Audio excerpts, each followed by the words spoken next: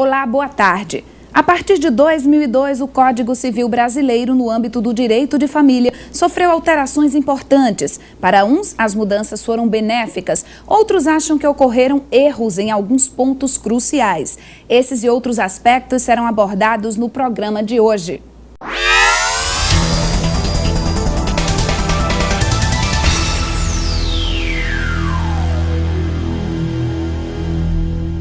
Alteração do regime de casamento, união estável, contrato de namoro, adoção e união homoafetiva são alguns assuntos do momento. Para debater sobre temas polêmicos relacionados ao direito de família, convidamos os professores da Facisa, Alexandre Leal e Antônio Ribeiro. Boa tarde, professores. Sejam bem-vindos ao tema jurídico do curso de Direito da Facisa. Obrigada por terem aceito o nosso convite. Vamos iniciando com o professor Alexandre. O que mudou no direito de família nestes últimos anos, professor? A lei está preparada para atender às demandas dos diversos modelos contemporâneos de famílias? Boa tarde, Mônica. Boa tarde, professor Antônio Marcos. Sem sombra de dúvidas, o direito de família vem experimentando, especialmente nessa última década, grandes transformações. Principalmente porque se passou a reconhecer determinadas realidades sociais e se deu a esses fatos corriqueiros do dia a dia o reconhecimento jurídico que era necessário. Em outras palavras, situações que existiam de fato passaram a ser regulamentadas pelo direito e dentro dessa área do direito de família, grandes transformações ocorreram, como por exemplo o fim da separação judicial e diversas outras modificações, em especial no próprio conceito de família, que nesses últimos tempos sofreu grandes transformações. O Código Civil de 2002 falhou em não reconhecer a união entre pessoas do mesmo sexo? Na verdade, a gente não pode dizer que houve uma falha, e sim acreditamos que naquele instante a sociedade ainda não estava preparada. Então os nossos legisladores, de certa forma, entenderam que não haveria momento adequado para isso. Só que a evolução de lá para cá foi muito rápida. E hoje a sociedade não discute mais. É fato, existem uniões entre pessoas do mesmo sexo e isso precisa ser regulamentado. Professor Antônio, ter criado uma diferenciação entre o casamento e a união estável foi um equívoco, na sua opinião? Na verdade, Mônica, eu não entendo que houve essa diferenciação a partir da Constituição, tampouco do Código Civil. Na verdade, a própria Constituição Federal elevou a união estável à semelhança com o casamento. O que vai modificar entre um e outro, na verdade, são as formas com que cada um desses institutos entram na vida de cada um. O casamento é um ato mais formal, um contrato solene, e a união estável não, é mais uma regulamentação de uma situação de fatos entre casais que buscam a convivência familiar. Professor, hoje a jurisprudência diz que todos os casais podem alterar o regime de casamento, independente da data da união. Assim como divórcios consensuais, essa alteração pode ser feita direto no cartório? Na verdade, não. Em princípio, não há nenhum regramento legal sobre a forma disposta como essa alteração do regime matrimonial deve ocorrer, ainda que prevista no Código Civil essa possibilidade. Então, na verdade, ficou quase como uma norma em branco para que seja regulamentada pelos tribunais. No caso aqui da Paraíba, há um provimento da Corregedoria de Justiça disciplinando isso e deixando privativamente aos juízes das varas de família dar prosseguimento, né, a essa alteração. Logicamente, haverá necessidade de participação também do Ministério Público nesse procedimento e ambos os cônjuges devem ser ouvidos, até para que se evite fraudes e se apure o real motivo da intenção dessa alteração do regime matrimonial. Ok, professor Alexandre Leal, como fixar o marco inicial da união estável? Bom, esse é um ponto complicado e difícil de se constatar, mesmo porque a maioria dessas uniões estáveis se configuram há bastante tempo. Então, na verdade, para que a gente possa estabelecer a partir de quando essa união efetivamente se iniciou, a gente vai ter que recorrer a fotografias, a depoimentos de vizinhos, bilhetes, e-mails. De alguma forma, a gente vai ter que estabelecer esse marco histórico, porque a partir desse momento é que o juiz vai reconhecer a existência dessa união estável. Então, em tese, qualquer meio de prova vai ser hábil para se configurar esse marco inicial. E como diferenciar, por exemplo, do namoro? O namoro de uma união estável, o contrato de namoro serve para isso? Veja bem, essa questão de se diferenciar o namoro da união estável é bem delicada. Principalmente nos dias atuais em que o liame é muito sutil, é muito difícil a gente identificar até quando é um namoro, até quando é uma união estável. Na verdade, se popularizou, principalmente no Sudeste, essa questão do contrato de namoro, como forma de se evitar a configuração de união estável. Então, se fazia um contrato se estabelecendo que aquela relação não configurava uma união estável. O meu modo de vista, esse contrato não tem valor jurídico, porque é um pacto entre duas pessoas que está querendo se sobrepor a normas estabelecidas pelo próprio Estado. Na verdade, vai haver a união estável sempre em que aquele casal se enquadrar naquelas hipóteses previstas em lei, ou seja, sempre que ocorrer uma união contínua, pública, entre duas pessoas com o objetivo de constituir família. Então, se isso acontece, se isso se configura, mesmo em havendo um contrato escrito dizendo o contrário, fatalmente a união estável vai ser configurada. Ok, professor Antônio, recentemente tivemos uma decisão judicial que favoreceu uma das partes de uma relação extraconjugal com direito à pensão. Quais os direitos da concubina?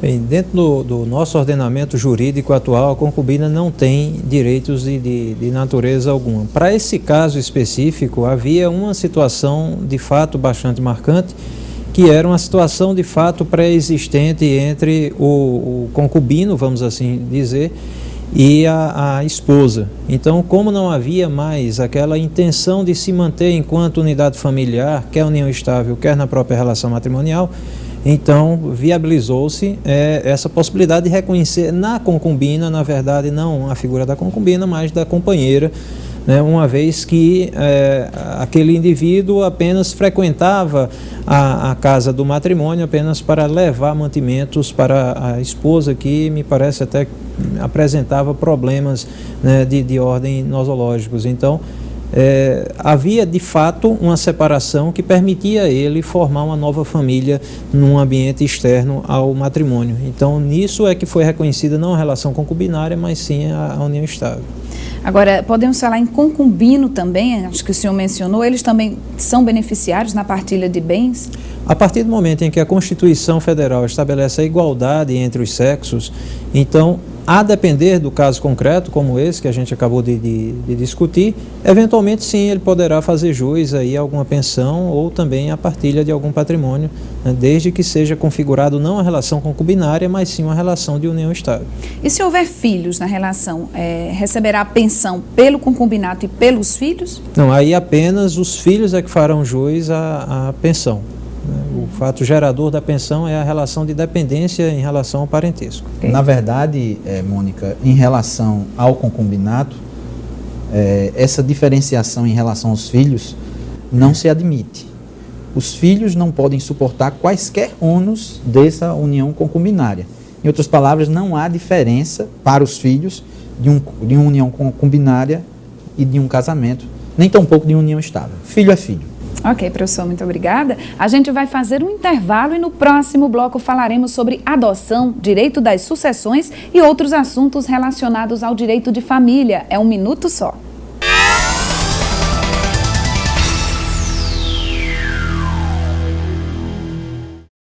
De volta com o programa Tema Jurídico, que hoje está discutindo sobre os 10 anos das alterações do Código Civil no âmbito do direito de família. Para conversar sobre o tema, convidamos os professores Alexandre Leal e Antônio Ribeiro. Professor Alexandre, para alguns especialistas, a monogamia não se sustenta como princípio estruturante do Estatuto Jurídico da Família. A traição e a infidelidade funcionam como quebra do sistema monogâmico? Bom, na verdade, tecnicamente, a monogamia, para nós do direito civil, não é um princípio. E, por não ser princípio, ele funciona apenas como um norte, como uma referência, não sendo necessariamente um princípio. Por outro lado, a sociedade ainda não está preparada, né, principalmente a sociedade ocidental, ainda não está preparada para conviver com casos de traição, casos de infidelidade. Então, tecnicamente não seria uma quebra, mas nós não admitimos. Agora, a guarda compartilhada foi um instrumento colocado em prática recentemente. O senhor acredita que essa medida trouxe benefícios às questões familiares? Não tenha dúvida, na questão da guarda compartilhada, esse foi um dos maiores avanços dentro da área de direito de família nos últimos 10 anos. Né? Porque a guarda compartilhada, na verdade, trouxe a possibilidade ao casal de discutir o dia a dia dos filhos sem que um deles tenha a exclusividade dessas decisões. Não se trata de se compartilhar a convivência da criança.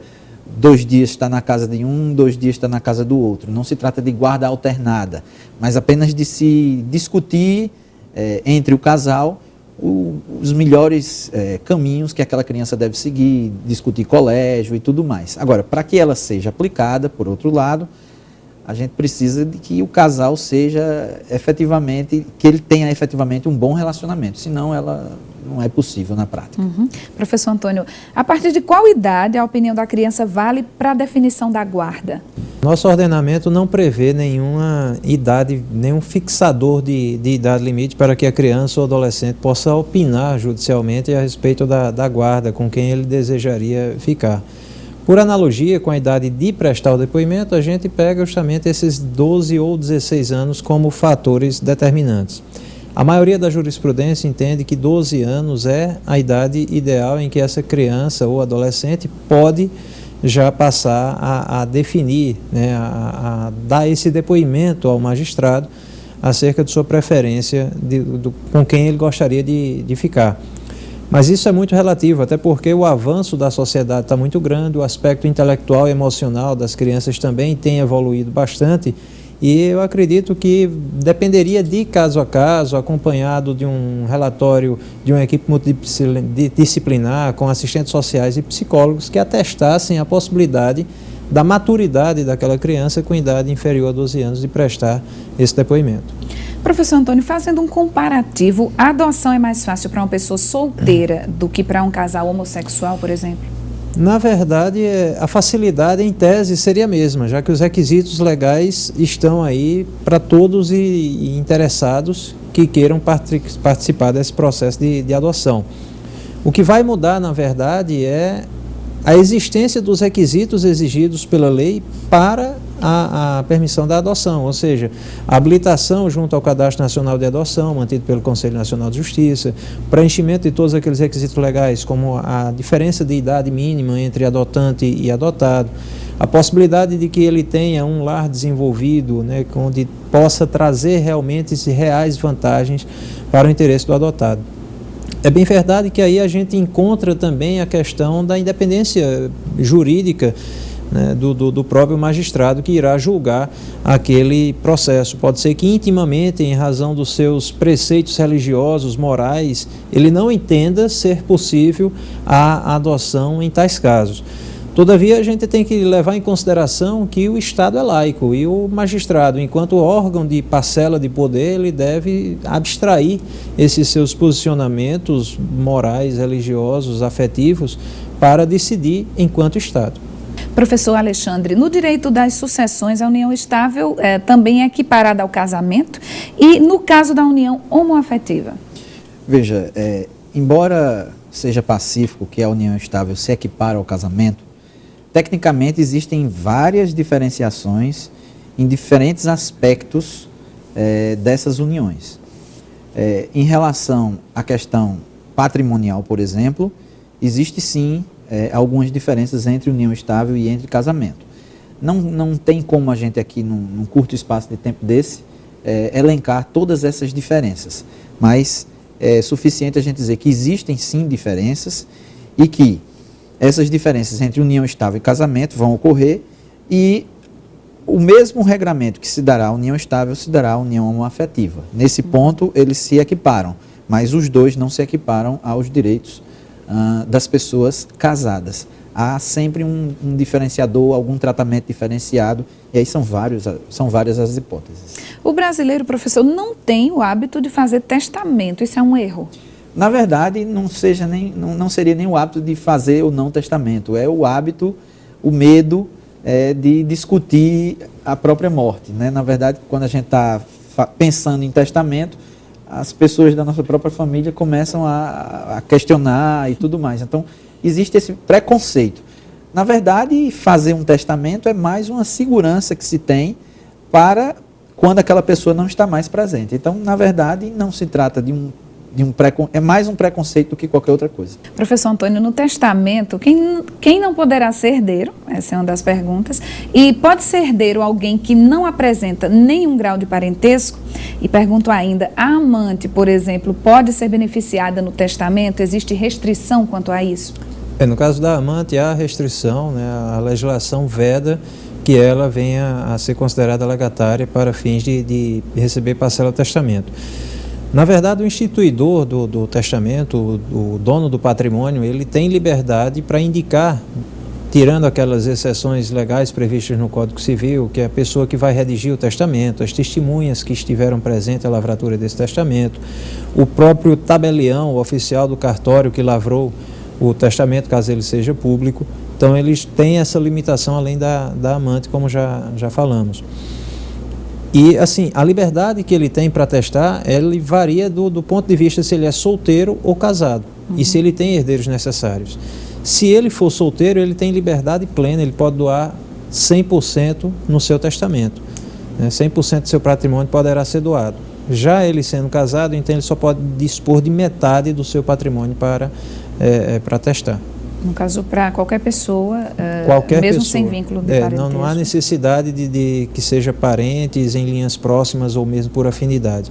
Ele tem essa liberdade, respeitado o limite da herança dos herdeiros necessários, caso eles existam. E o que é necessário para que um testamento tenha validade legal? Bem, que ele seja redigido de acordo com os preceitos legislativos, ou seja, que o instituidor esteja no uso e gozo de suas faculdades mentais, que caso o testamento seja particular, que ele tenha sido feito na presença de 3 testemunhas, caso contrário, se for público, então na presença de um tabelião, de um oficial do registro, acompanhado de 2 testemunhas, né, e que haja essa liberdade e essa limitação em relação à totalidade ou parcialidade do seu patrimônio. Ok, nós agradecemos a presença dos senhores aqui conosco e abrimos espaço para as considerações finais. Professor Alexandre, por favor. Muito obrigado pelo convite, Mônica. Na verdade, como mensagem final, eu gostaria apenas de dizer que as transformações foram muitas dentro da área de Direito de Família e muitas estão por vir. Tramita no Congresso Nacional o Estatuto das Famílias. Então, em pouco tempo, nós teremos no Brasil uma nova legislação, bem mais avançada do que a gente tem, e que vai efetivamente revolucionar essa área do direito de família ainda mais. Ok, professor Antônio. Agradecer mais uma vez a singeleza do convite, a confiança depositada e parabenizar a iniciativa do programa Temas Jurídicos Facisa, que traz um objetivo muito grande, que é aproximar da população essas questões jurídicas que às vezes se tornam até inalcançável para muitas pessoas, né, por não terem o acesso ao corpo jurídico, a advogados, ao próprio Ministério Público e à própria magistratura também. Ok, mais uma vez obrigada e nós vamos fazer mais uma pausa. No próximo bloco faremos uma entrevista com o coordenador do curso de Direito, Marcelo Eufrásio, acerca do Exame Nacional de Desempenho de Estudantes, o ENAD. Fique aí, é um minuto só.